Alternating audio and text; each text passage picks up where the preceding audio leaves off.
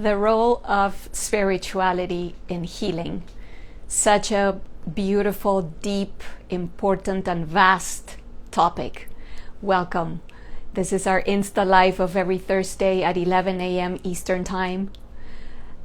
It's such a vast topic that 10 minutes might not be enough. Sending love to all of you. Thank you for joining. Again, spirituality and healing, such a vast topic that 10 minutes might never be enough to cover it all. But let's do our best to honor all of your time. So thank you again for being here. There are 3 topics that I'd like to cover today about spirituality and its role in healing. The first one is the recognition, the reconnection, and the remembering of the divinity within. The second topic is the recovering of trust. And the third topic is surrender, allowing. So like always, I'd like to, much love to all of you from all over the world. Que felicidad, what joy. Like always, I'd like to start by sharing a little bit of my story with the invitation that you listen to my story from your own experience. And that way you can really take advantage of what I share, because I don't share it just to keep telling my story and my dramas and my hardship that most of you already know by now, but really to see what of my own experience resonates with you. What can be valuable? What do you find similar that you can maybe adopt or adjust to your life, or what is completely different? And that's also helpful. So let's dive into our topics, subtopics. Okay, so back then when I was so sick as a COVID long hauler and had lost it all, was experiencing so much physical pain. Amigos, I couldn't bear my existence. You know, the pain in my body, the pain in the chest, because the inflammation was so severe and the cardiovascular problems were so intense that the pain was excruciating.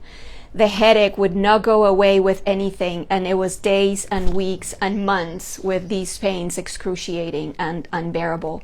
And the mind doing its thing and its drama, and then all the rest of the loss, because as you know by now, I lost it all at the same time. So income and home and work and marriage and everything. So I was really feeling broken. I might not had been broken, but I was feeling broken. And in that moment, there was no hope for me. I wasn't experiencing any hope, any trust. And there was an instant of something very miraculous. And as I remembered, I knew that underneath all this drama, there was peace. There was a stillness that was not affected by any of this noise. That it was so untouched and so benevolent and so blissful and so present. Regardless of all this crisis and all this conflict and all this, again, noise that was going on. That was such a revelation. And you can imagine, and many of you might know already, the healing property that has. Especially because when we realize that, when we remember that, then we start to not identify, at least not always, not identify with the physical body, with the ill body or the ill mind. And we then remember as a possibility to rest and to stop the frantic noise, right? So from there, our second topic, and going along with my story, so trust. I had no trust in anything anymore.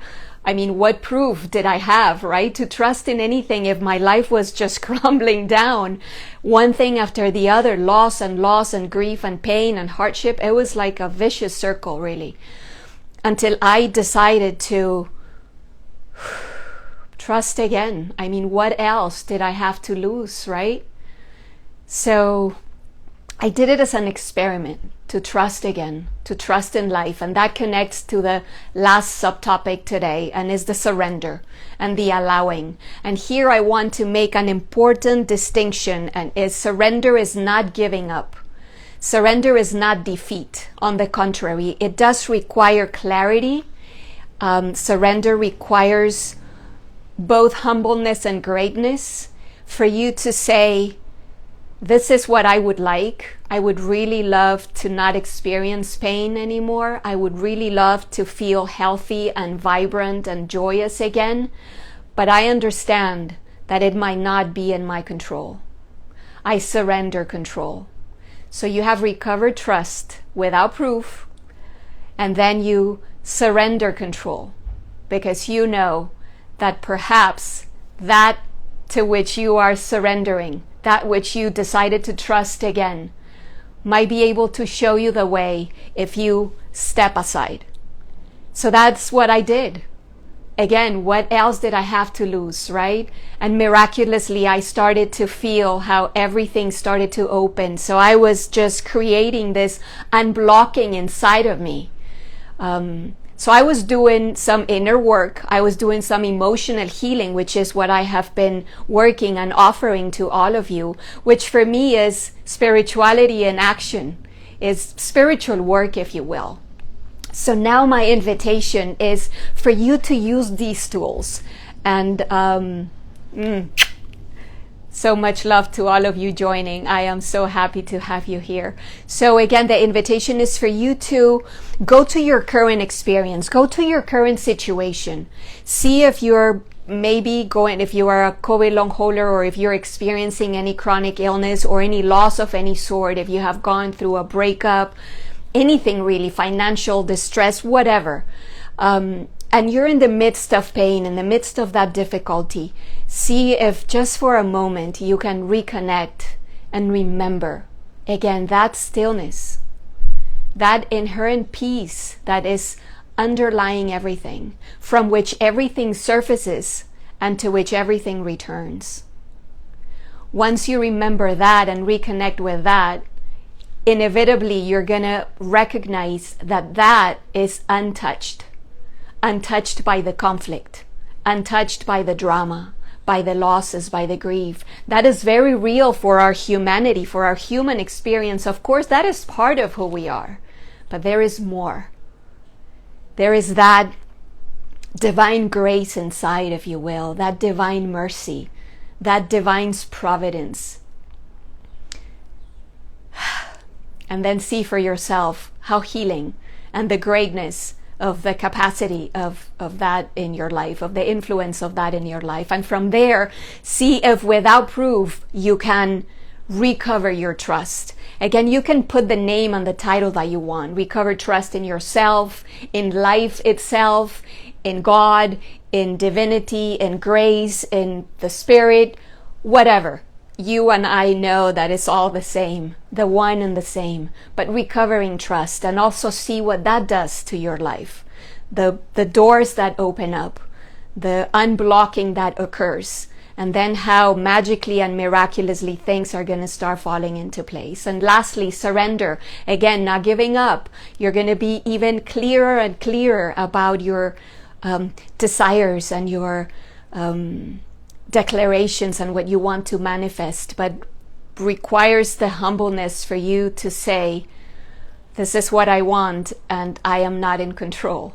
So surrender is really allowing life to show you, stepping aside, stop interfering. I see Manfred, my dear Manfred here in Chile, is around here somewhere, and we were talking the other day of the healing power, the magical and miraculous power of not interfering, stepping aside and allowing life to show us.